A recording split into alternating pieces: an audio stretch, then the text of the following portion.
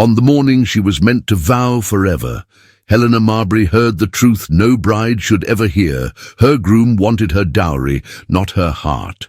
Still dressed in white, she ran from the church into the London fog and collapsed at the gates of the most feared duke in the city. What begins as a scandalous escape soon becomes a dangerous choice between the safety of silence and the courage to speak, against a man, against society, against her own fear. Tell me in the comments where you're listening from, and do you believe a period romance can begin with betrayal and still end in true love? London, 1864. The city awoke beneath a blanket of grey fog, the kind that clung to stone and skin alike, softening every outline while sharpening every secret. Inside St. Bartholomew's Church, where polished pews and white lilies awaited celebration, Helena Marberry stood alone in a small antechamber, her hands trembling against the smooth satin of her wedding gown. The lace at her collar felt suddenly too tight, as if warning her that the day meant to crown her future would instead unmake her heart. She had stepped into the corridor only to fetch her ivory gloves, only to breathe a few steadying breaths. Instead, fate delivered a cruelty she would never forget. From behind the slightly ajar door of the vestry, she heard Edwin Harwood's voice, too familiar and too cold, speaking to his closest friend with a confidence stripped of all tenderness. He said he would marry her to extinguish his debts. Helena pressed a hand to her mouth, her heart pounding painfully as Edwin laughed softly at the idea of securing her dowry before his creditors reached him. A wave of disbelief swallowed her whole, followed swiftly by a searing humiliation that spread from her chest to her limbs. The lace veil draped over her shoulders seemed suddenly to weigh 100 stones, as if burdened by the shame she had not earned. For a long moment she stood frozen, her hazel eyes filling with tears she refused to let fall. Then something ancient and fierce awakened within her. With a whisper of silk and lace, Helena stepped back, turned, and fled.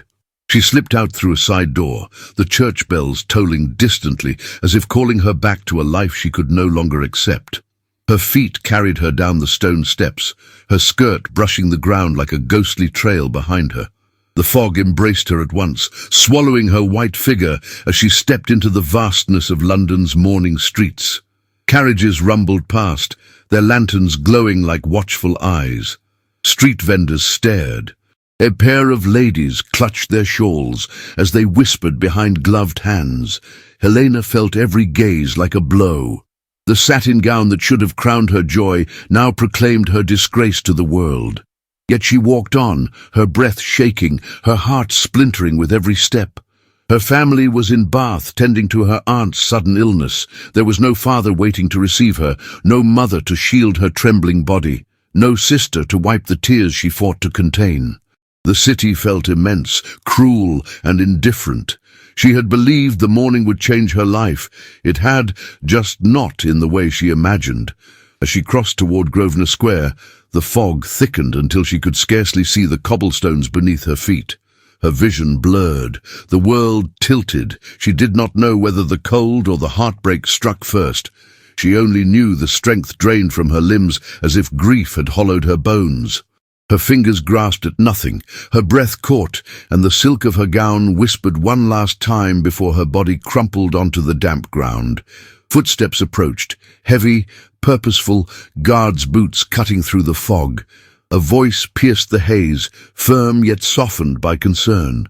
The men from Ashkam House had been patrolling the perimeter of the Duke's estate when they found her, pale as moonlight and lying motionless at the edge of the square. One guard knelt beside her, brushing aside the veil that obscured her face, and drew a sharp breath. She looked as though she had stepped out of a shattered painting, a bride without a wedding, a vision undone by sorrow. Believing she had been attacked, the men lifted her with utmost care. Her head lolled gently against one guard's shoulder, chestnut curls spilling free from their pins. As they carried her across the iron gates of Ashkam House, lantern light flickered across her closed eyes and fragile form, casting her in a glow that made her appear both fragile and impossibly brave. The estate loomed before them, its grand facade rising through the fog like a silent sentinel. None knew yet that this unconscious young woman would stir the stillness of the infamous Duke's household. None knew the scandal beginning to take shape. None knew that the heart of London itself would soon tremble with her name. But for now, Helena Marberry lay quietly in their arms, the weight of betrayal upon her, carried into the only sanctuary fate had not yet denied her. Helena Marberry awakened slowly, as though surfacing from the depths of a nightmare that clung to her like the last shreds of mist before dawn. Her eyelids were heavy, trembling beneath the weight of an unfamiliar light. The scent of beeswax, lavender, and burning embers filled the air, wrapping around her senses like a comforting yet disorienting veil. When she finally dared to open her eyes, she found herself gazing upon carved oak columns rising toward a ceiling adorned with intricate frescoes.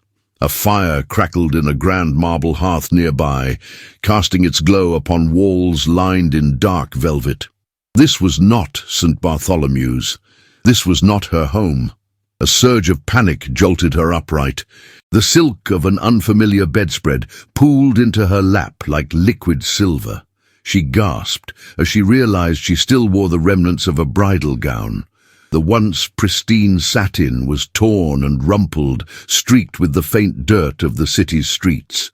And beside the bed, laid carefully atop a gilded chair, rested her veil, its edge torn where she remembered grasping it in despair. Much of her hair had fallen loose from its braids, chestnut waves spilling wildly down her shoulders. Her heart thudded sharply as her gaze darted across the lavish chamber. She saw deep draperies pulled across tall windows, the rich crimson fabric embroidered with gold thread. Heavy, ornate furniture filled the room, far too opulent, too commanding to belong to anyone other than a person of immense power. Her lips parted, breath unsteady. Where was she? Before the thought could fully settle, the heavy door to the chamber creaked open. A tall figure stepped inside, framed by the gentle flicker of firelight. Adrien Blackthorne, Duke of Ashkam. Even without yet knowing his name, Helena felt the enormity of his presence. He carried himself with that unmistakable authority, reserved for men who commanded not just rooms, but entire cities. His dark frock coat emphasized his broad shoulders, while shadows clung to the sharp planes of his face. His hair, raven black, was combed neatly back, revealing a faint scar along his jaw, and his eyes, steel grey, penetrating and unreadable, fixed upon her with a gaze that made time itself hold its breath. Helena instinctively drew the bedcovers to her chest, her pulse quickening. Yet when he stepped closer, she sensed something beneath his severity that she could not name, something quiet and concealed beneath the armor of power. "You are awake," he said, his voice deep and resonant. There was no softness in his tone, yet neither was there cruelty. Helena swallowed, her throat dry. "Where am I?" she whispered. "In Ashkam House," he replied, taking a measured step inward. "My guards found you collapsed at the edge of Grosvenor Square. You were alone, in this attire, and unconscious." His gaze flicked to the gown she clutched. "I feared you had been harmed." She felt her cheeks warm with shame. She had not been harmed, merely shattered. His eyes softened by the faintest degree, as though he sensed the fragility of her world. "Do you recall what drove you to wander the streets in such a state?" he asked. Helena hesitated. Speaking of her humiliation aloud would make the betrayal too real. She lowered her gaze, fingers twisting the edge of the covers. The truth pressed against her ribs, aching to break free. "I was to be married this morning," she murmured. He said nothing, but she sensed his attention sharpen. The impression that nothing escaped him was almost unnerving. Her voice trembled like a fragile thread. "I discovered that the man I was about to wed sought only my dowry." Tears burned behind her eyes, but she willed them not to fall. I could not stay. I could not bear the weight of such deceit. The words left her lips, and for a long moment silence hung heavily in the chamber. Adrien's expression did not change dramatically, yet something within it shifted. A flicker of understanding passed through his eyes. Perhaps he knew betrayal too intimately not to recognize the pain of it in another. You were right to flee, he said, his voice lower, more controlled, and you showed courage in doing so. Helena blinked, taken aback. She had felt many things in those desperate moments, fear, humiliation, despair, but courage had not been among them. Her breath wavered. My family is away in Bath. I have nowhere to go. Adrien studied her for a moment before responding. Then you shall stay here. For now, you are under my protection. Helena stared at him, uncertain her ears heard correctly. My lord, I cannot impose upon your kindness. If anyone learns I am here, then no one will learn, he interrupted, firm and absolute. This estate has many wings and many secrets. If a woman requires shelter from society's cruelty, Ashkam House will not deny her. His words settled upon her like a protective cloak, but she also sensed the quiet command behind them. He was a man accustomed to defying judgment and authority alike. Yet fear surfaced in another form. What will your household think of me? A hint of dry humor flickered across his eyes. They are already terrified. They believe I do not allow women inside these chambers. He gestured slightly, letting the words linger. And they are correct. Her breath caught. Then why? Adrien continued, his gaze steady. I did not bring you here, but once you crossed my threshold, I could not abandon you in your suffering. Helena felt emotion tug violently at her chest. The tension between them thickened, an invisible thread pulled too tightly. He took a step closer, and though he kept a proper distance, his presence seemed to fill the room entirely. She noticed, with a sudden flutter in her heartbeat, that he smelled faintly of sandalwood and winter air. Miss, he began, inviting her to offer her name. Marberry, she whispered. Helena Marberry. His gaze softened once more. Miss Marberry, no one shall disturb you while you remain here. You have my word. His word. That simple promise carried a gravity that steadied her heart more than any warm blanket or comforting touch could have. A knock at the door broke the moment. A servant, dressed in somber livery, appeared cautiously, bowing his head. His eyes darted curiously to Helena, but one sharp look from Adrien silenced any unspoken questions. Tea and broth, Your Grace, the servant announced. Leave it, Adrien ordered. The tray was set carefully near the bed, and the man retreated, closing the door behind him. Helena noticed the slight tremble in the servant's hands. The household believed their master capable of anything. The fear was almost tangible, hanging in the very air. But she saw a different truth. A man who protected and never boasted of it. A man whose sternness masked a wound far deeper than his visible scar. Helena reached for the teacup with delicate fingers, still chilled by the memory of the streets. Adrien watched her closely, ensuring her hands steadied before she took a sip. Warm liquid spread through her, soothing the ache in her throat. I thank you, Your Grace, she murmured. You owe me nothing, he replied. Nor should you thank me for doing what a decent man must. Her eyes lifted to his, drawn by the sincerity in his voice. Their gazes met, his intense as iron, hers shimmering with fragile hope. A spark of something undefined passed between them, small yet undeniable. Her heart stumbled. Adrien straightened, reclaiming his mask of composure. Rest now. When you have regained your strength, we will discuss what must come next. Helena nodded faintly. The weight of exhaustion pressed upon her, the shock of the morning slowly giving way to a weary numbness. He turned to go, his coat brushing lightly against the air with each step. At the threshold, he paused. Without looking back, he spoke quietly. You are safe here, Miss Marberry.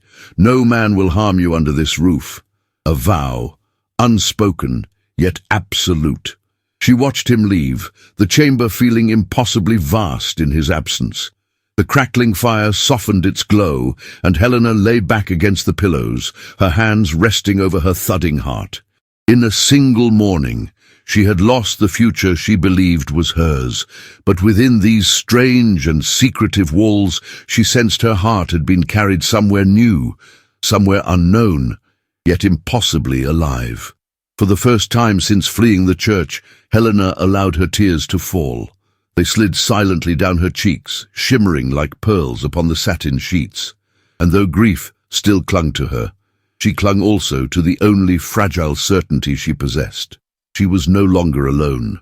Not in this house of shadows, not in the bed of London's most feared duke. Ashkam House stood as a monument of silence and shadow, rising from the fog as if carved from the stone of old regrets. It was not a place for music or laughter. It was a house that whispered, that remembered.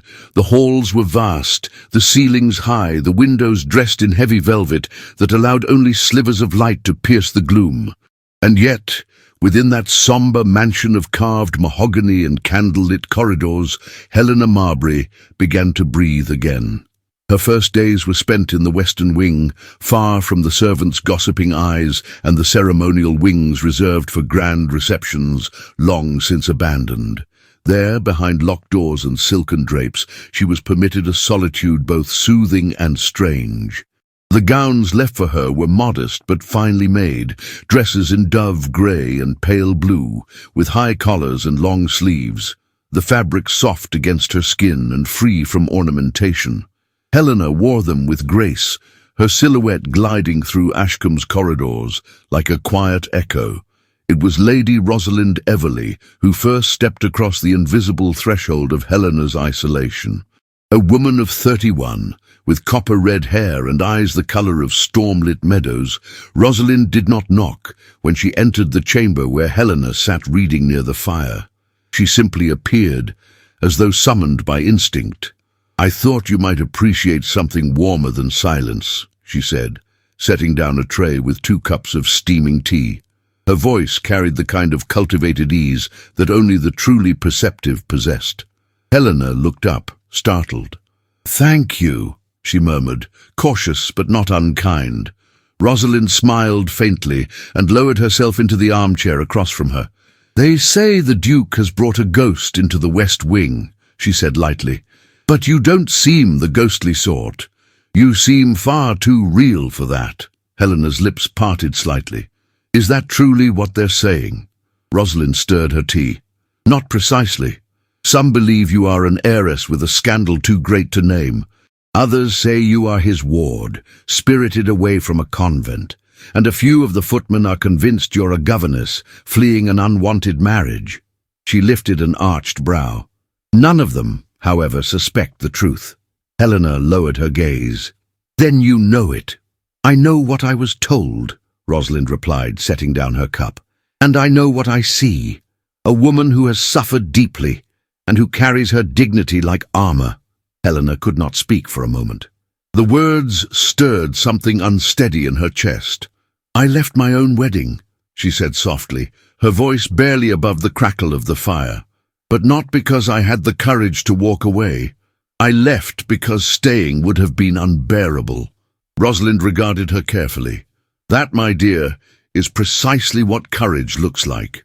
In the days that followed, Rosalind became a quiet fixture in Helena's new life.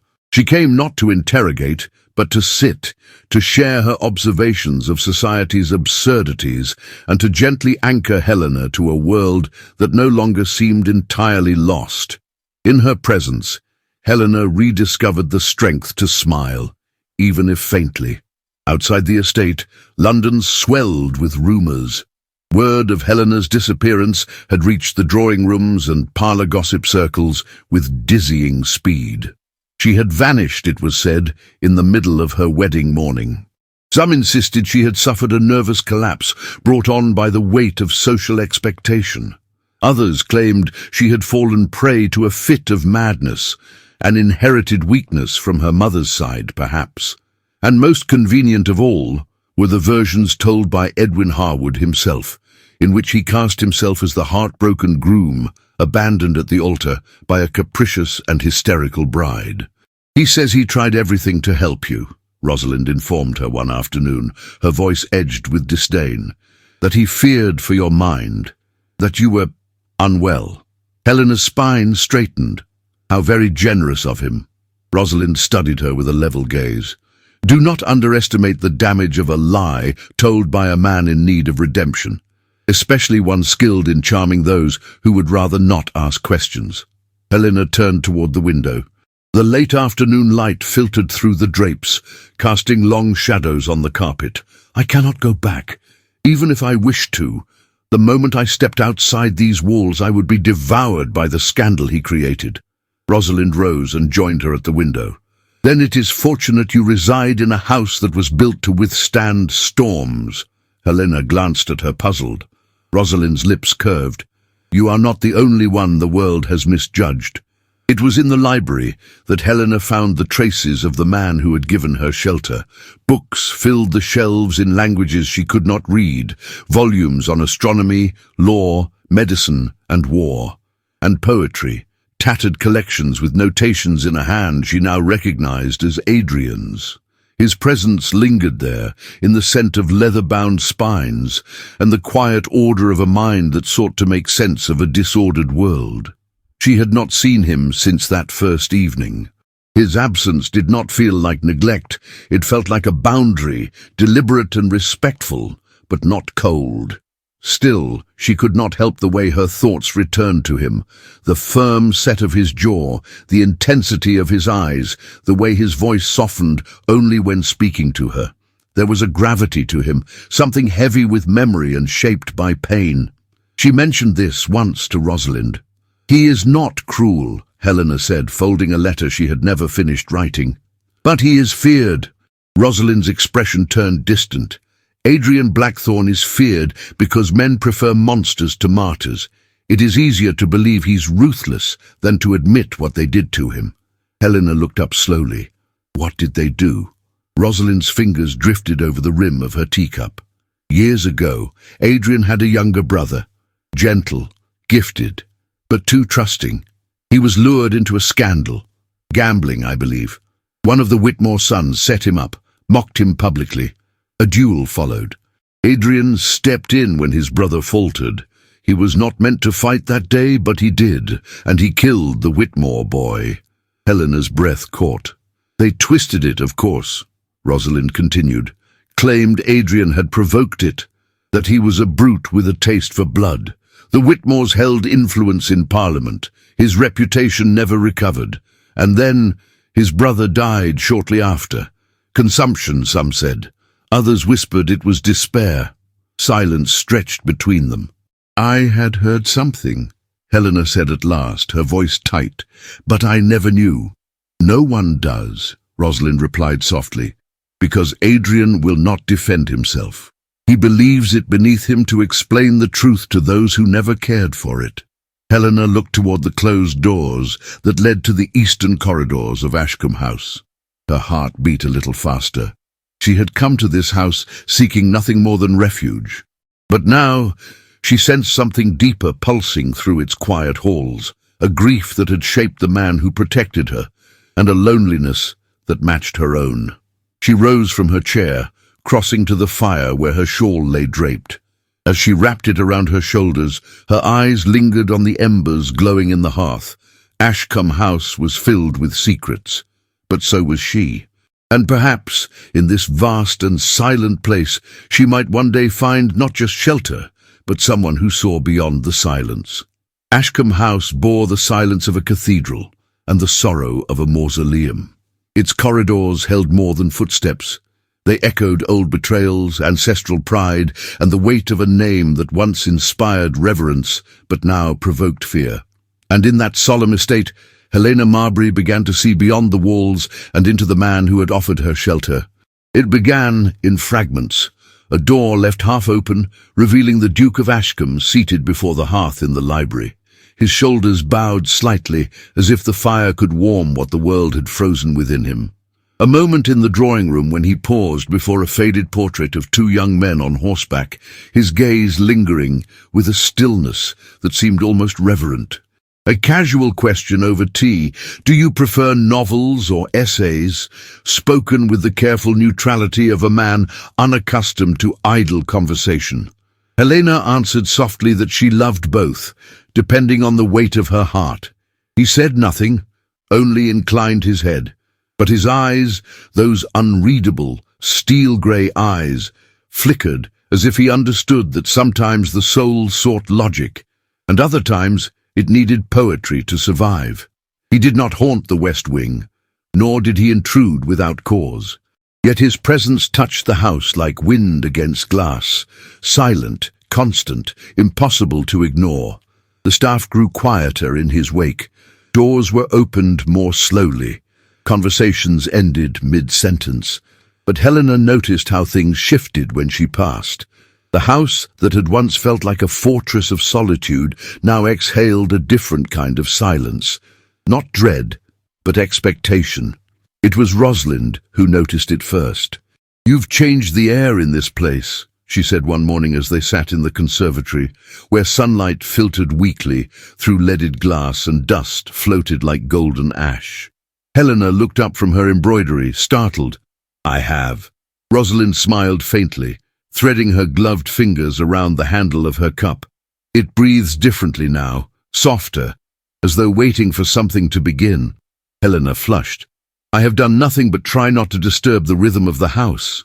"Then you have already done more than most. Ashkam has had no rhythm for years." The words settled over her gently, like snow on stone. She did not ask what had silenced the house. She knew now. She had heard the whispered truths, had read between the lines of Rosalind's stories and the spaces left unsaid. Adrien Blackthorne had once been a man with a brother, a future, and a place in the world. But those had been stripped from him, by a duel, by politics, by a society that demanded perfection and punished loyalty. It was not only his brother who had been lost that year.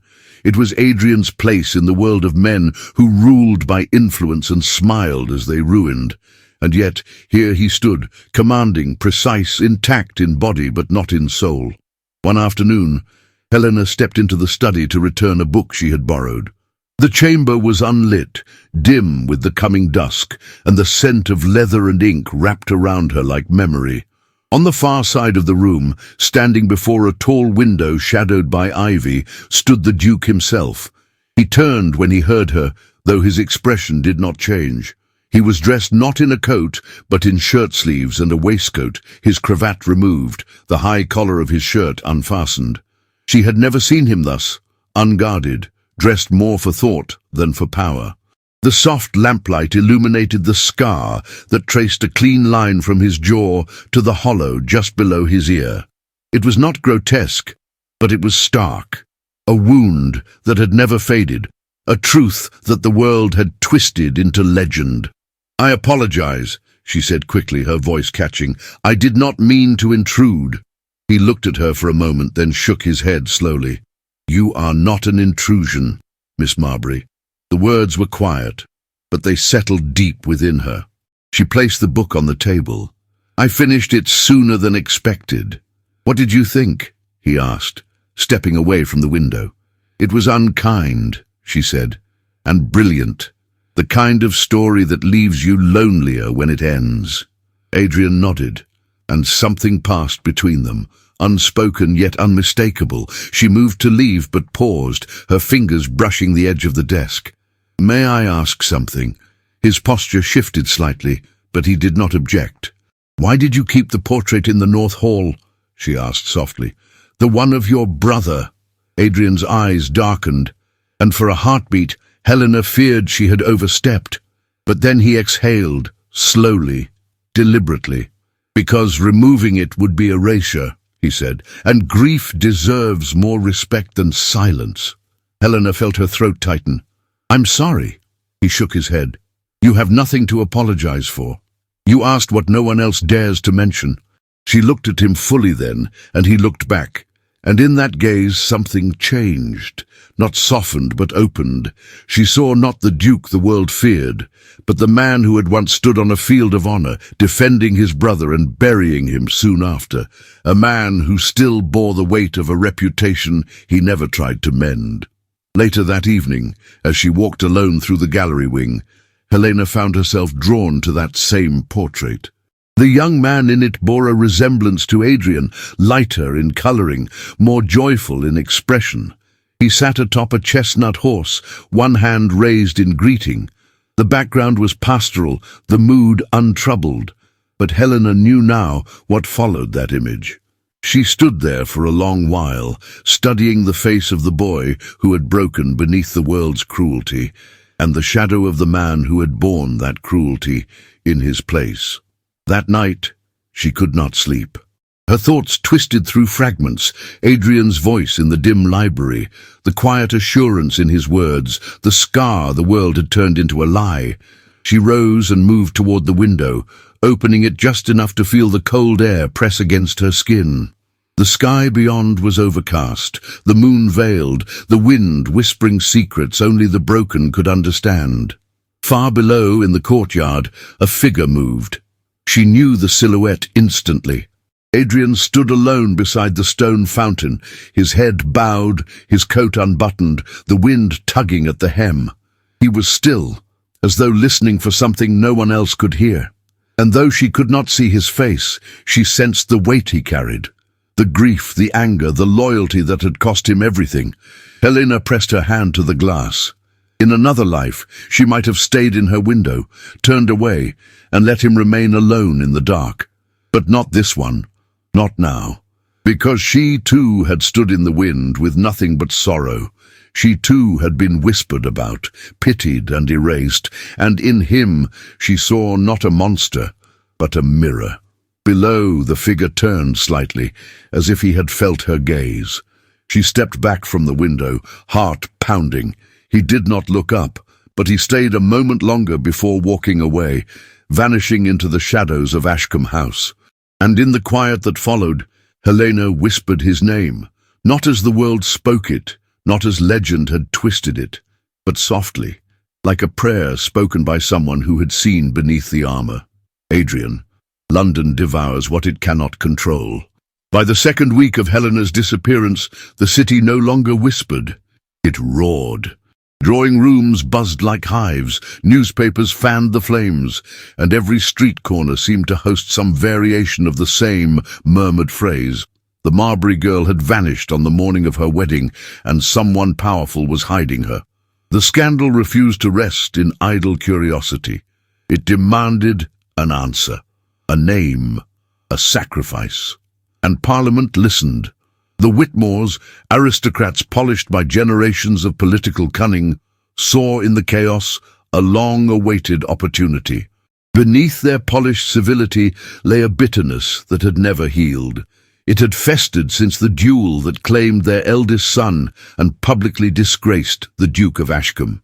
The details had been buried in vague accusations and muffled testimonies, but to the Whitmores, the outcome had never been forgiven.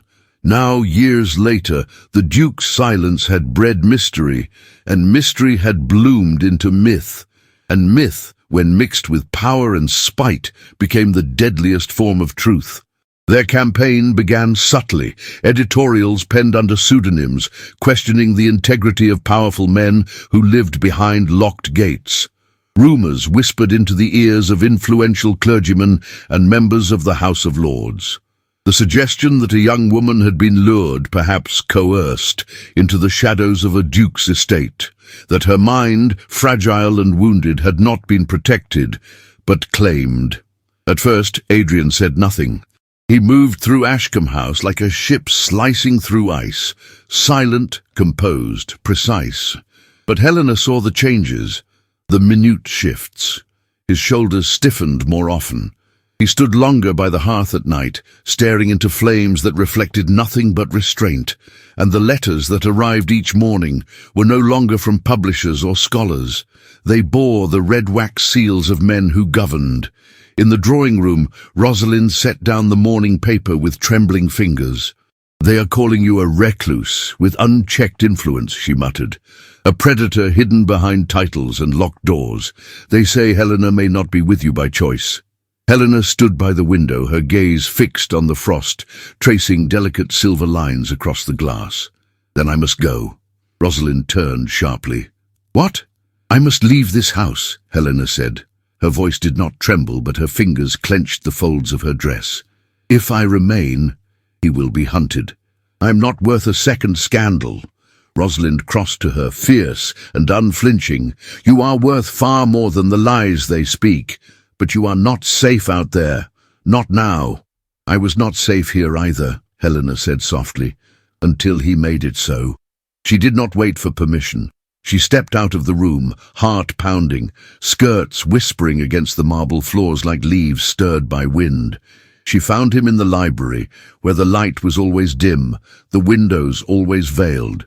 He stood with his back to her, one hand resting on a volume he did not open. Your Grace, she said, and the title struck the air like a warning. He turned. His expression was unreadable, though his eyes betrayed fatigue. Miss Marberry, she inhaled. I must leave Ashkam House. He studied her for a long, silent moment. No, the refusal was not shouted nor cruel, but it rang with a finality that made the room feel suddenly smaller. She stepped forward. I cannot be the reason they come for you. The city is on fire with my name, and you will be the one who burns. Let it burn, he replied. She stared at him. They have power, connections. You know what they're capable of.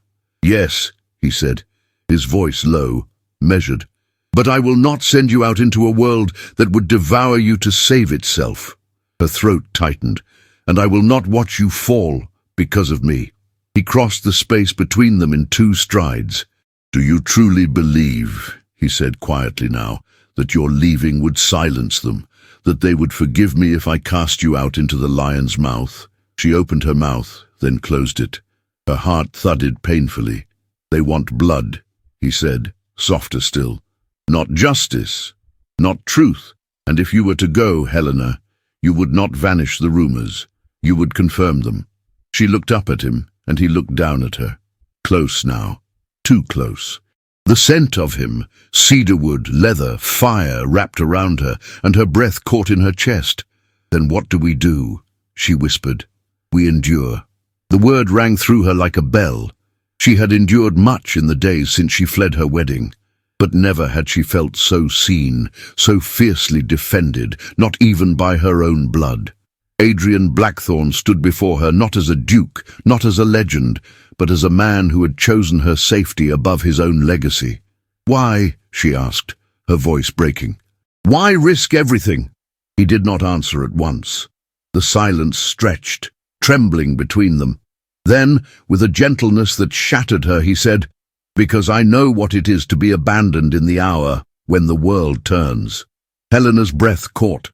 She had heard of his brother, she had heard of the duel, but she had not understood the depth of the wound until now, not until she saw the shadow flicker across his face like the ghost of a memory too heavy to speak aloud.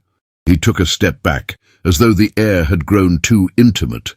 If you wish to leave, I will not stop you, he said, but I will not cast you out. She wanted to speak. She wanted to say something that might match the gravity of what he had just given her, but no words came, so she simply nodded. The following morning, a rider arrived at Ashkam House. The letter he bore was sealed with a symbol Helena did not recognize, but Adrien did. He read it in silence, standing by the window in his study. Outside, the fog had thickened, and the trees bowed as if mourning. When he finished, he folded the parchment with exacting care and placed it in the fire. Parliament had summoned him. Rosalind entered moments later, eyes sharp. Will you go? He looked at her, and though his face remained composed, something in his eyes fractured. If I don't, they will come here. She approached him with uncharacteristic hesitation. What if this is a trap? Adrien's smile was grim. It is always a trap. He left that afternoon, clad in a dark coat, his cravat tied with simple precision. Helena watched from the window as he mounted his horse, the wind tugging at his coat, his profile cut in iron against the pale sky. He did not look back, but she felt him. Every beat of his silence echoed in her chest. As his figure disappeared into the mist, Helena pressed her hand to the glass, her reflection ghosted beside the world outside. She had never feared her own name before. Now it was a blade, sharpened by men who never once cared whether she had consented, whether she had chosen this place, this man. She turned away from the window. She would not weep. Instead, she stood in the center of the room, surrounded by the weight of ancient stone, by velvet and firelight, and she whispered a vow to herself. If London demanded blood, she would not let Adrien bleed alone. The storm came not with thunder or lightning, but with the quiet strike of polished boots on marble and the opening of a door that was never meant to be crossed. The air in Ashkam House that morning was tense, as if every wall sensed what was about to unfold. Beyond the gates, the world was shifting. Within them, the truth was about to bare its teeth. Helena stood in the conservatory, surrounded by ivy and glass, the air heavy with the scent of earth and withering roses. Her hands were clasped tightly before her, the fabric of her dove-grey gown crumpling between her fingers. Since Adrien had returned from Parliament 2 days prior, silence had cloaked the house. He had said little, but the weariness in his eyes had spoken volumes. She had just turned toward the door when a voice cut the quiet like a blade. "So it's true. You are here." She froze. The voice did not belong in this place. It was sharp, rehearsed, and polished with entitlement. When she turned, she found Edwin Harwood standing in the arched entry of the conservatory, his overcoat damp with fog, his gloved hands clenched at his sides. His appearance was impeccable, as always, wavy blonde hair perfectly combed, cravat tied just so, boots shining despite the morning mud. But the mask of charm he once wore so effortlessly had cracked.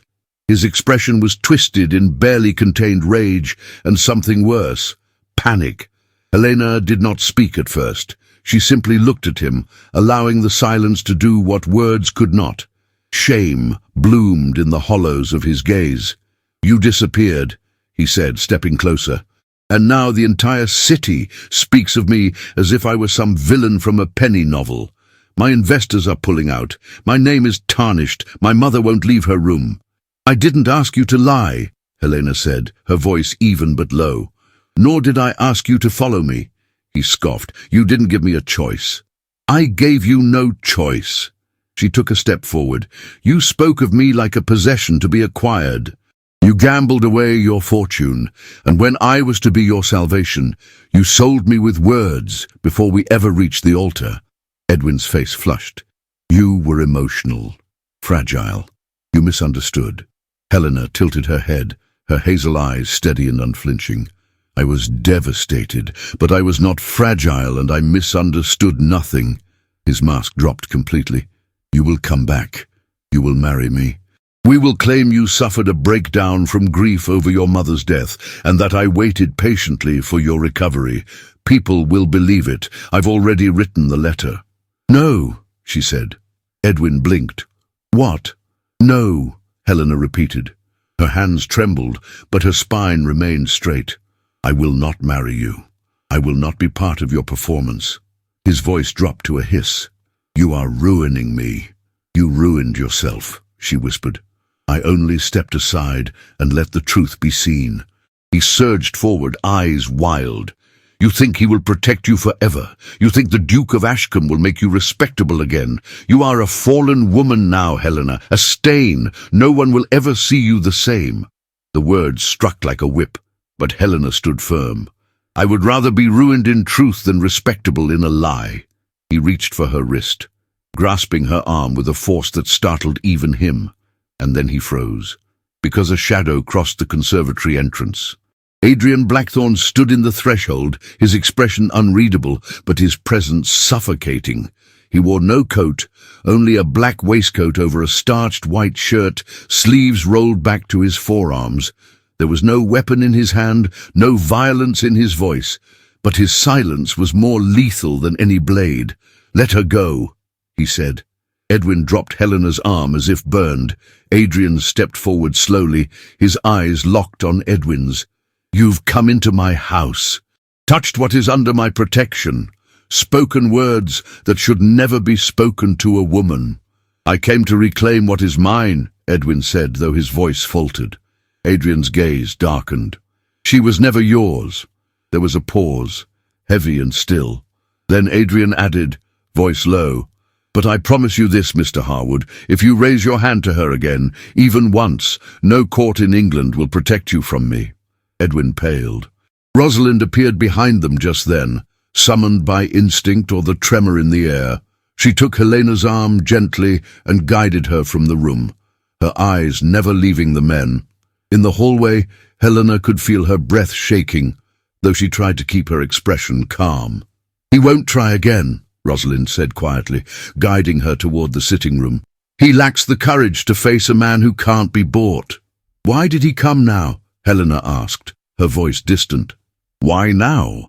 Rosalind's expression turned grim. Because he knows what's coming, and he hoped to control the story before it controls him. Later that day, Adrien found her in the music room, where she sat alone at the old pianoforte, her fingers resting on ivory keys she had not pressed in years. He did not speak at first. He waited until she lifted her gaze to his. He's gone, Adrien said. He won't return. Helena nodded, her voice caught somewhere behind her ribcage. Thank you. You shouldn't have had to face him alone. She looked at him. You've protected me more than once, Your Grace. I wonder what I've ever done to deserve it. His jaw tightened. He moved to the hearth and stared into the unlit grate. I once believed the truth would protect me, he said after a long pause. When my brother was challenged to a duel, I told him to refuse. He wouldn't. He said honor was all a man could offer when he had nothing else. Adrien's voice dropped, touched by memory. But when the Whitmore boy drew his pistol early, it was I who stepped in. I killed him, not out of vengeance, but to save my brother. And I was not praised for it. I was vilified, because the Whitmores had power, and I did not. Helena rose, stepping closer. He died months later, Adrien continued. Illness, they said, but I knew it was shame, and so I chose silence. I thought dignity would preserve me. He turned then, and for the first time she saw the full wound, not the scar on his face, but the deeper one carved into his soul. They painted me as a monster, he said, and I let them. I thought it would keep the wolves at bay. Helena stepped forward. Her fingers trembled as she reached for his hand. He did not pull away. I don't believe them, she said softly. I see you, Adrien. He looked down at their joined hands, then up at her, his eyes storm-grey and unguarded. You shouldn't, he said, but there was no conviction in it. Then stop giving me reasons to, she whispered. They stood there, caught in a stillness that was not peace, but something more fragile, more dangerous, a kind of emotional nakedness neither of them had dared before. Outside, the sun dipped behind clouds. The first drops of rain began to strike the windows like fingertips tapping to be let in. Inside, beneath the quiet tension of candlelight and memory, Helena knew the world beyond was sharpening its knives. But for this breath, this hour, she was no longer running, and neither was he. The storm came not from the sky, but from ink. London awoke to scandal, dressed in bold headlines and acidic whispers. A pamphlet, printed in cheap paper, but inked with venom, flooded the city in a single day. It bore no author's name, but the message was unmistakable. It accused the Duke of Ashkam of seduction, coercion, and abduction. It painted Helena Marberry not as a wronged bride, but as a confused young woman who had been spirited away and hidden in luxury by a man whose name had long inspired both fear and fascination. The pamphlet bore her likeness, crudely sketched, pale and weeping, and his, shadowed and monstrous, standing over her like a captor. The author, of course, was no mystery. The Whitmore family's hand lay heavy in the ink, their hunger for vengeance finally unleashed with precision. For years they had waited, watching Adrien walk freely in the halls of Parliament, his silence mistaken for survival. Now, they used the very tool he had long denied himself, public opinion, and wielded it like a dagger aimed at his throat. Crowds gathered outside Ashkam House. They came with curiosity at first, then with indignation, and finally with torches of righteous anger lit not by evidence but by rumor. Protesters stood at the gates, shouting for justice. Women clutched their shawls and gasped. Men demanded inquiries. Journalists, hungry for sensation, camped at the corners of the street, hoping for a glimpse of the ghost bride or the infamous duke. Inside the house, silence reigned like a funeral. Helena stood in the drawing room, the morning paper trembling in her hands. The pamphlet was folded beside her, but its words burned through her still. She could not breathe without hearing them again. A willing victim, they had written. A girl whose mind had been influenced, whose will had been claimed, whose reputation could only be salvaged if she returned, promptly, obediently, to the man who had once been her fiancé. "It is not truth they want," Rosalind said bitterly, pacing the room in a gown of deep amethyst, her jaw tight. "It's spectacle, and if they must tear you apart to build it, they will." Helena said nothing. Her thoughts moved too quickly, crashing one against the other. Shame, fury, fear, and something deeper. Betrayal not only by Edwin or society, but by the very fabric of the world she had once believed in. "They are demanding Adrien answer before the house," Rosalind added, pausing to look at her. "And if he does, if he denies this publicly, he will be called to prove it. They will demand your testimony, and if you remain silent, they will say you are complicit. If you speak, they will say you are a liar." The fire crackled in the hearth, the only sound in the room for several heartbeats. Then Helena said very softly, "Then I will speak." Rosalind turned to her, startled. "Helena, I will not let him fall for giving me shelter, for treating me with respect when the man meant to marry me treated me like a transaction." Her hands clenched the folds of her dress. "I will not be silent so they can devour him in peace." Rosalind moved closer, her expression unreadable. "Once you step into that world, they will never let you go. You will be seen, not as you are, but as they choose to see you. Are you ready for that?" "No," Helena whispered, "but I will do it anyway." She wore no jewels, no silks, no elaborate curls in her hair. When she appeared beside Adrien at the front steps of Ashkam House that afternoon, she wore a gown of pale blue wool with a simple lace collar. Her hair was pinned modestly, her hands bare. She looked not like a duchess, nor a scandal, but like a woman who had decided to speak. The crowd was larger than she imagined. Carriages lined the street, gentlemen in top hats, ladies with parasols lowered in anticipation, reporters with ink-stained fingers and eyes that glittered with hunger. At the center of it all stood Adrien, calm as marble, his expression unreadable. When she stepped to his side, a collective murmur swept through the crowd. Adrien looked down at her, the question in his eyes unspoken. She nodded once, then turned to the crowd. "My name is Helena Marberry," she said, her voice stronger than she expected. "And I am not missing." Silence. Not one breath moved. "I left my wedding because I learned my fiancé intended to marry me for my fortune," she continued, her voice ringing with truth. "I did not flee in madness. I fled in sorrow. I collapsed on the streets and was found, unconscious, by the guards of Ashkam House. The Duke did not lure me here. He saved me." A wave of shock rippled through the audience. Rosalind stepped forward, her figure regal and commanding. "I, Lady Rosalind Everley, have been a guest of Ashkam House during Miss Marberry's stay. I witnessed every moment. She has not been coerced. She has not been mistreated. She has been protected." Still, the silence held. Helena's voice broke it. "If you wish to believe lies," she said, her voice softer now, "there is nothing I can do to stop you. But I will not be silent so that others may sleep better believing I deserved what was done to me." A single voice called out, "Why hide?" Helena turned toward it. "Because I was afraid. Not of the man who gave me shelter, but of the world that would never believe I had the right to leave the one who did not." The crowd shifted. Murmurs gave way to murmured understanding. One woman dabbed her eyes. A man removed his hat.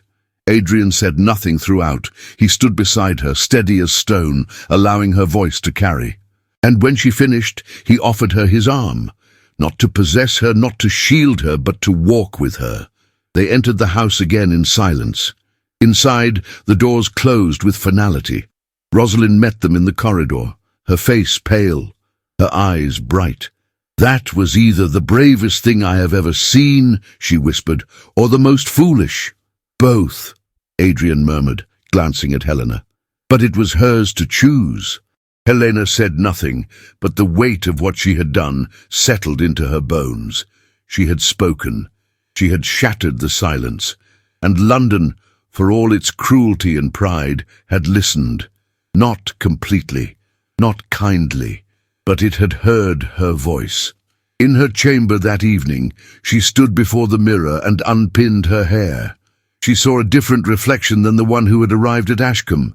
Her face was the same, but her eyes held something deeper, not defiance, not pride, conviction. Outside, the crowds had begun to thin. The pamphlets were now questioned. Parliament buzzed with gossip, but no longer with certainty. And somewhere in the shadows, the Whitmores began to realize that Helena Marberry would not be broken in the dark. She had stepped into the light, and she had not flinched. Ashkam House held its breath. The gates, once symbols of aristocratic grandeur, had become walls against a city that hungered for scandal. Guards stood at the entrance with tightened postures, and carriages no longer passed without slowing. Though the crowd had thinned since Helena's appearance, the weight of watching eyes remained. London's judgmental gaze, always peering through lace curtains or trailing ink across columns of newsprint. Inside, time felt suspended. The staff moved quietly, their steps hushed, their glances lingering a moment too long on doorways that had never before seen such history unfold. Meals were delivered with care, but no words. Fires were stoked before dusk and left to burn through the night. And through it all, the house echoed with the unspoken truth. Something had changed. Helena had spoken, and Adrien had let her. And now, within these high stone walls, stripped of distraction and shielded from society's reach, there was nowhere left for them to hide, not from others, nor from each other. It began in small moments. A glance across the hallway held a second too long. A silence filled not with discomfort, but with questions neither dared ask aloud.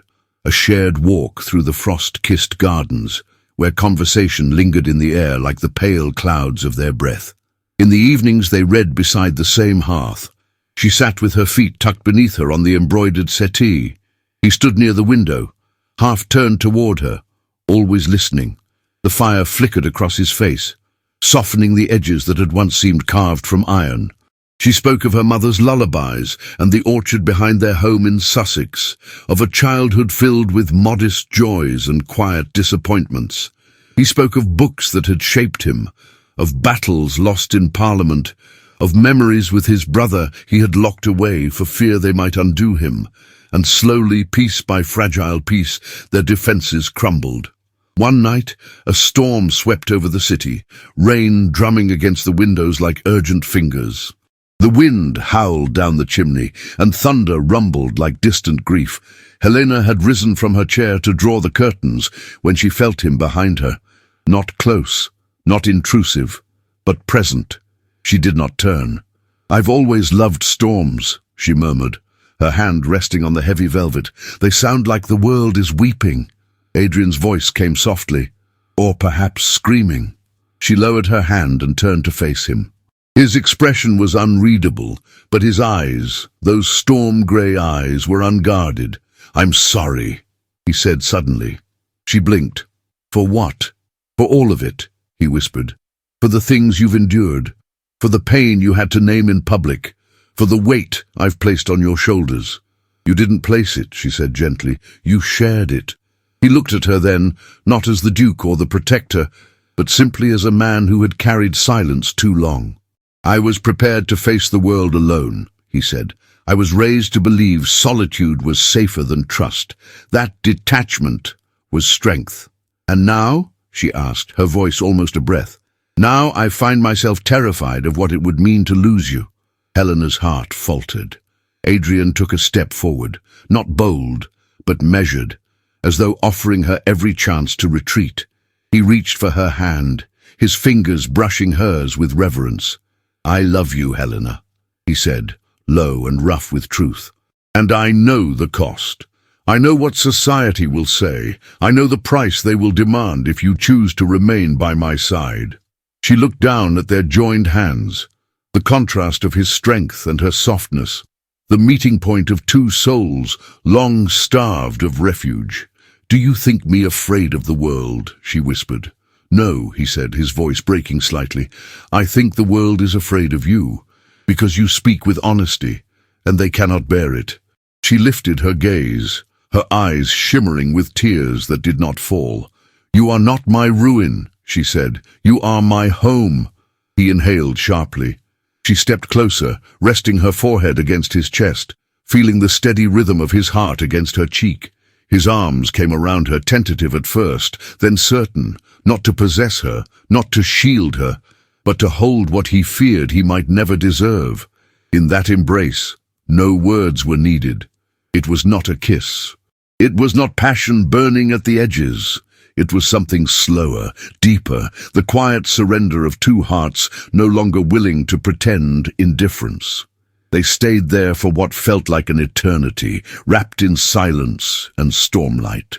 Later, Helena sat by the fire with a book in her lap, unread. Adrien stood at the mantel, his fingers curled lightly over the edge. The room was dim but warm, and the distance between them was no longer filled with uncertainty. It pulsed with something almost sacred. Rosalind entered quietly, pausing in the threshold. Her gaze moved from Helena's softened expression to the faint vulnerability in Adrien's stance, and something in her eyes changed. Without a word, she crossed to Helena and placed a hand lightly on her shoulder. "I'm writing to Lady Merivale tomorrow," she said casually. "She controls half the invitations in Mayfair. If I begin now, perhaps by spring, the drawing rooms will speak of you not as the girl who vanished, but the woman who rose." Helena looked up, her throat tight. Rosalind's smile was small but sure. "Let them try to cast you out. I've watched this city bow to less worthy names." Adrien turned toward her, a silent nod of gratitude passing between them. "I will stand beside her," Rosalind added softly, "and they will not be able to look away." Helena reached up and covered Rosalind's hand with her own. That night, as she prepared for bed, Helena stood before her mirror and saw more than the reflection of a woman changed by scandal. She saw a survivor, a fighter, and for the first time she saw someone loved not in spite of her strength, but because of it. Adrien had not come to her chamber door. He would not, unless invited. But his presence lingered in the air, warm and steady. She walked to the window and opened it slightly. The rain had softened to a drizzle, and the city lights flickered like distant stars. Somewhere beyond the walls, London still gossiped and judged. But here, in the quiet sanctuary of truth, something else had taken root. Not defiance, not defense. Love, quiet, unshaken, and no longer hidden. The day of the hearing dawned beneath a grey London sky, as if the heavens themselves withheld judgment.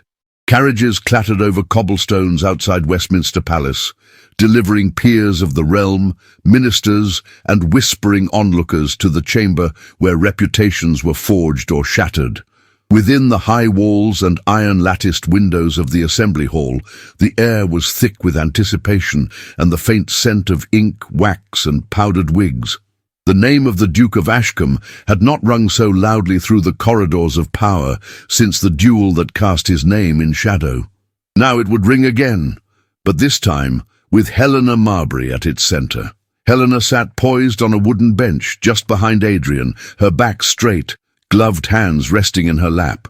She wore a modest navy blue gown with ivory buttons and a high collar. Respectable, unadorned, and deliberately demure. Her hair was pulled back into a simple twist. No pins of silver, no lace veil, no perfume to invite frivolous remarks. She had chosen dignity, and it clung to her like armor. Every eye that had once searched for scandal now beheld a woman made of steel and sorrow. Adrien stood ahead of her, tall and still in his dark tailcoat, the pale scar along his jaw made more visible beneath the chamber's harsh lighting. His presence silenced the initial murmurs. There was no denying the fear he inspired, but today it was his control, not his fury, that commanded attention. At the bench opposite, Edwin Harwood rose, lips pressed into a falsely mournful line. He wore mourning colours, an insult, as though Helena's absence had buried his happiness. He bowed low to the assembly, then turned with forced gentleness toward the peers. "My lords, I come not as a man seeking vengeance, but as a citizen concerned for the welfare of a young woman once promised to be my wife, who vanished on our wedding day and has since been held, I fear, under dubious circumstances." Helena's fingers curled slightly. She did not move, did not speak, but her silence was brimming with contempt. Edwin continued, his voice smooth as oiled glass. "Miss Marberry has always been of a delicate constitution, highly impressionable, tragically burdened by a fragile nervous state. I grieve for her, and it is with pain that I must express my concern that she may have fallen under undue influence." A murmur rippled through the gallery. Adrien did not turn. His jaw flexed once, but Helena stood. Gasps echoed. The gallery stirred. She took one careful step forward and placed herself beside the Duke, her voice carrying not in volume, but in clarity. "My lords," she began, her gaze moving calmly from one noble face to another, "I am not mad, nor am I delicate. What I am, what I was deceived by a man who sought only my dowry. I overheard Mr. Harwood confessing this on the morning of our wedding. He wished to marry my fortune, not my heart. When I fled the church, I was not abducted. I sought safety, and I found it." A hush fell over the chamber. Even the quills ceased scratching. "I am here by my own will," she continued, "and no man has controlled my choices since that morning, not even the Duke of Ashkam." Edwin's lips parted, but no sound came. His eyes darted to the peers, as if begging for support. None came. "I do not claim perfection," Helena said, voice trembling now with the cost of her truth, "but I do claim the right to protect my dignity.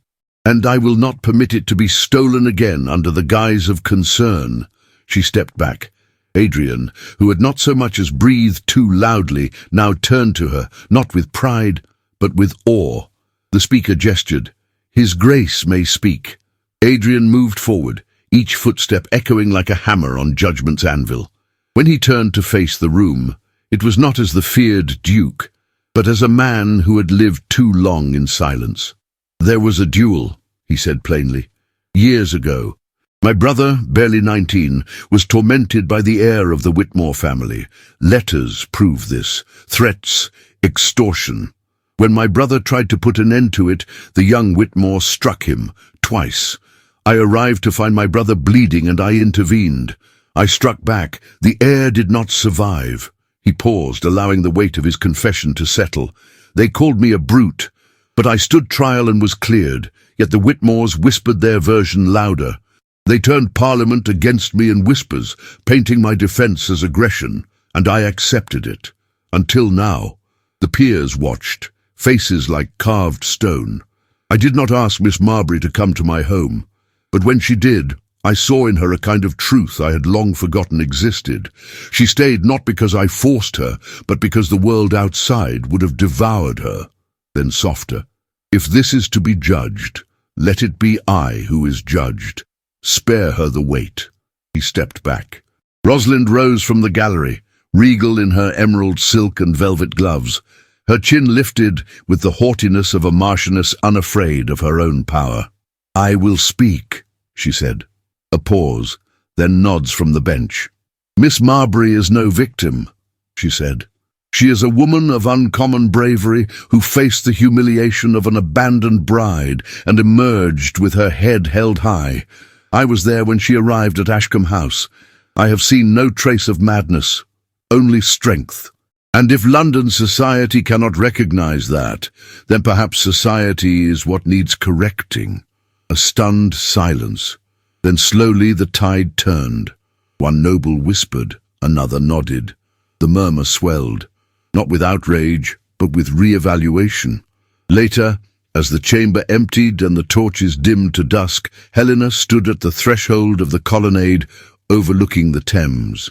The wind lifted tendrils of her hair, and her heart still pounded from the weight of every word she had spoken. Adrien joined her, his expression unreadable. "I would not blame you," he said, voice low, "if you chose to walk away.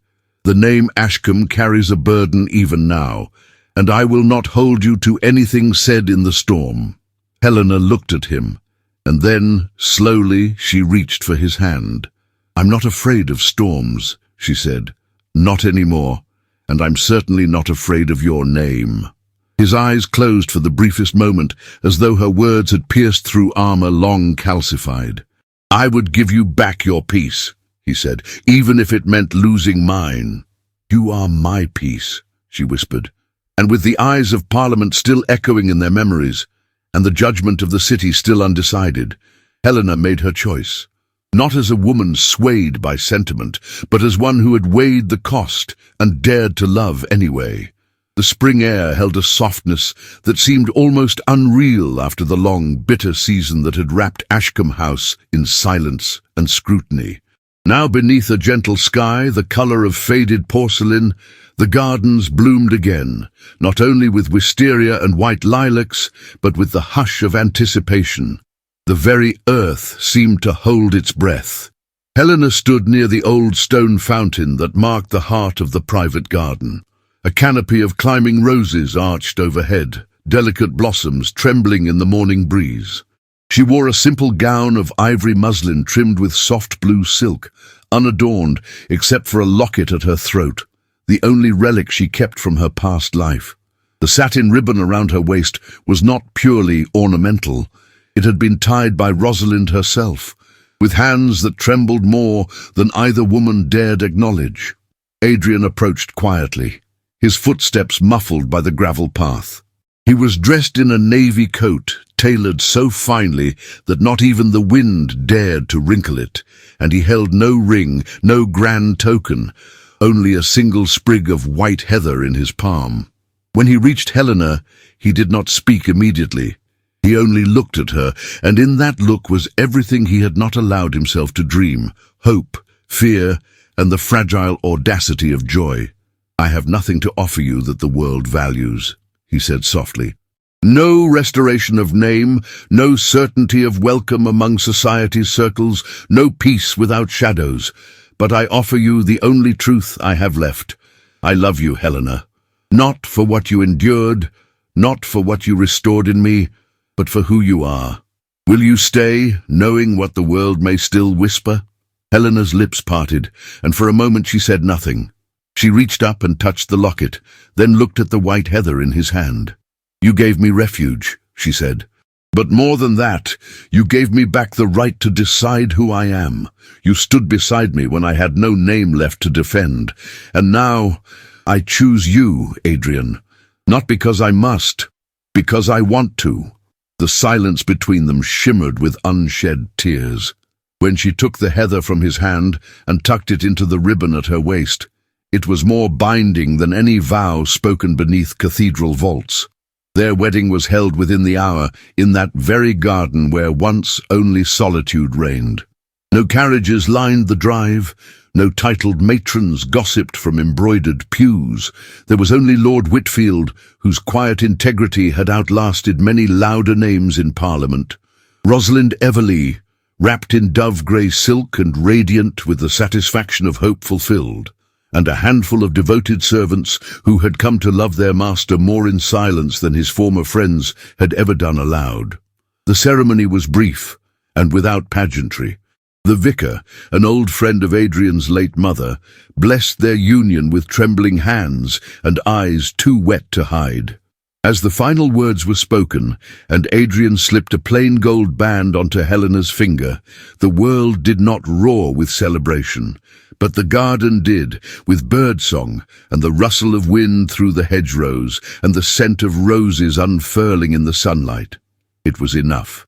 After the ceremony, they lingered. Lord Whitfield offered a quiet toast, his voice thick with emotion. "To the bravest woman I have ever met," he said, lifting his glass, "and to the man wise enough to recognize her." Rosalind pulled Helena aside beneath the pergola, her smile unguarded for once. "You have changed him," she murmured. "I think he changed himself," Helena replied. "I merely refused to turn away." Rosalind hesitated, then leaned closer. "I may have news of my own, soon. Something I thought I would never find again after all this time, but I shall let the season ripen first." They shared a quiet laugh, both knowing that love, when it comes late, demands reverence. London, for its part, did not transform overnight, but whispers began to shift like weather patterns. The scathing pamphlets ceased. An anonymous editorial in the Morning Gazette described Helena as a woman of startling moral clarity in a world bent on spectacle. Invitations began arriving at Ashkam House, not from the Whitmores, of course, but from those who had once feared to acknowledge Adrien at all.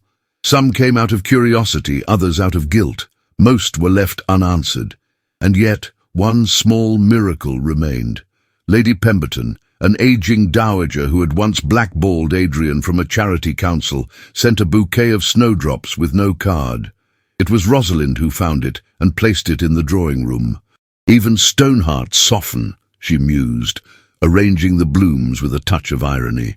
In the weeks that followed, Helena slipped into her new role with the quiet strength that had always been hers. She oversaw correspondence, not as a duchess seeking to impress, but as a woman determined to rebuild Ashkam's place in a world that had once cast it out. She walked with Adrien through every corridor of the estate, memorizing its history, honoring its ghosts, and bringing light where none had dared shine. One afternoon, as she stood in the music room overlooking the square, a carriage passed slowly, the Whitmore crest barely visible beneath the layer of dust. She did not flinch. Adrien came to stand behind her, his hand brushing hers in the most delicate of touches. "Regrets?" he asked, voice low. She turned to face him. "Only that I didn't find you sooner." He kissed her then, not with passion to consume, but with reverence to heal. Their love, tested and weathered, had not sought spectacle. It had not come adorned in silk or sealed with diamonds. It had grown in the shadows of scandal and bloomed in defiance of every whispered lie. By season's end, London knew the tale in hushed reverence. The runaway bride who vanished into the fog only to emerge beside the most feared duke with her head high and her truth blazing.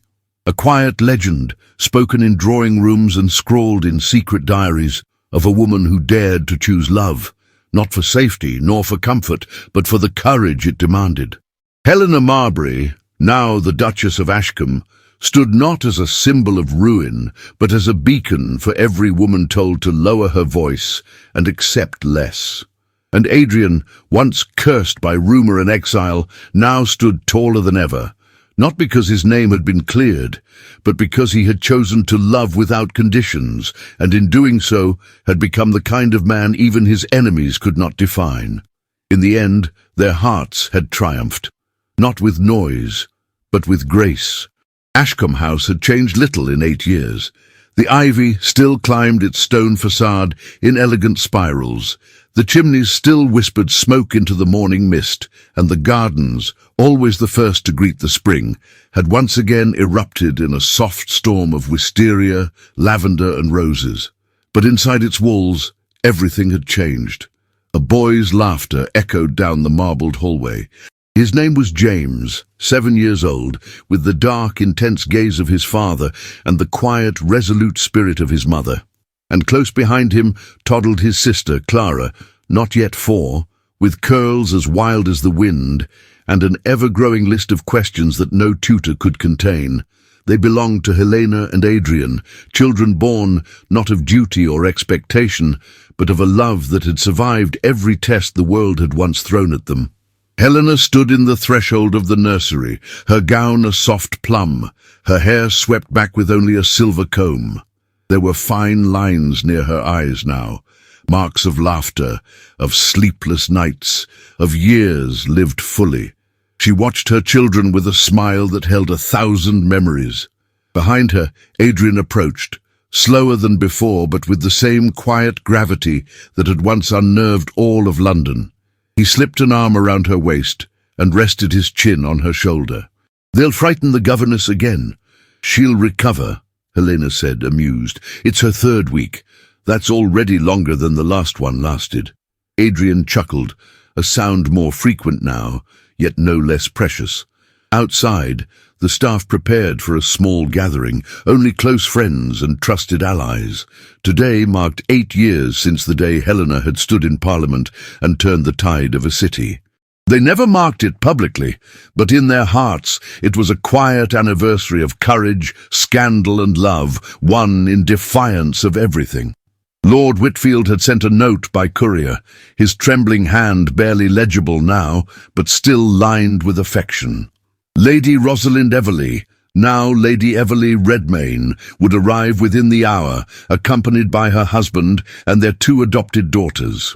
Her marriage had shocked society nearly as much as Helena's once had, for Rosalind had married beneath her station, an academic, a man of letters and compassion. But never had she glowed brighter than when with him. Society, for its part, had changed. Not completely, never easily, but the ripples Helena and Adrien created had reached drawing rooms they would never enter. Younger women whispered her name not with pity, but with awe.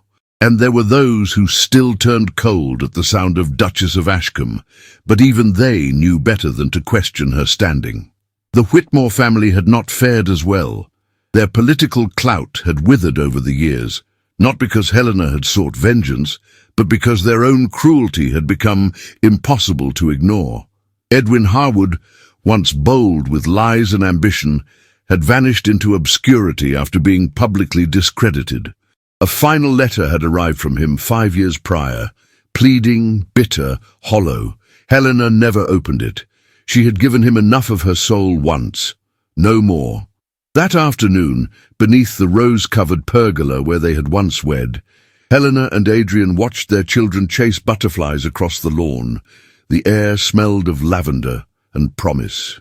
"Do you ever miss the world we left behind?" she asked softly. Adrien turned to her, his hand finding hers with a familiarity that still sent a thrill through her veins. "No," he said, "because I never truly lived until I stepped away from it. With you." She looked at him, the man once called a monster, the man who had once stood in shadows and now walked freely beneath the sun. "I didn't just choose you," she whispered. "I choose you still." And in that quiet, as the breeze stirred the petals around them and laughter rang from the garden, they knew. Their love had not merely endured, it had bloomed, again and again, like spring returning to a land once frozen. Their names would not be carved into monuments or recited in ballrooms, but in the hearts of those who knew them, in the children who bore their gaze, in the friends who had stood beside them, and in the quiet strength of every woman who dared to speak truth to power. Their story lived on, not as scandal, but as legend. Some stories linger like the scent of lavender in a forgotten garden, subtle but impossible to forget. Helena's journey began in betrayal, but it blossomed into something far more powerful than vengeance. It became a testament to courage, dignity, and the strength of choosing love in a world that prefers silence. Her story reminds us that even when the world turns its back on us, even when scandal threatens to define us, truth, when spoken with grace, can shift the tide. That redemption is not found in grand speeches, but in quiet defiance, in standing firm when it would be easier to disappear. That healing doesn't come from erasing the past, but from writing something braver on top of it. And maybe, just maybe, Monsters are not always who we think they are, and heroines don't always wear crowns. They wear scars, bridal gowns left in tatters, and hearts held together by sheer will. If this story moved you, we would love to know what touched you the most. Tell us in the comments, what was your favorite moment, your favorite line? And if you've made it all the way to the end, write the word Wisteria below. That way, we'll know you're one of the kindred spirits who stayed until the final petal fell. If you feel inspired and wish to support the team behind these stories, we invite you, humbly and with all our hearts, to consider sending a super thanks with whatever amount you feel called to give. It helps us keep creating heartfelt tales like this one for those who need them most. And if today isn't the day to give, you can still lift this story by sharing it with someone you know, someone who might need to believe again in the quiet strength of love. Don't forget to explore the other period romances we've left for you in the cards above. You never know which story might become the one that stays with you long after the final word. Thank you for being here.